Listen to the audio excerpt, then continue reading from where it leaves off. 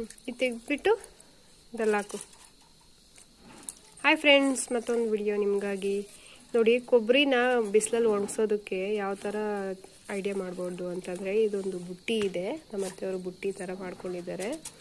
So ಇದರಲ್ಲಿ ಕೊಬ್ಬರಿನೆಲ್ಲ ತೆಗೆದು ಇಟ್ಟು ಗಾಳಿಗೆ ಬಿಸಿಲಲ್ಲಿ ಇಡ್ತಾರೆ.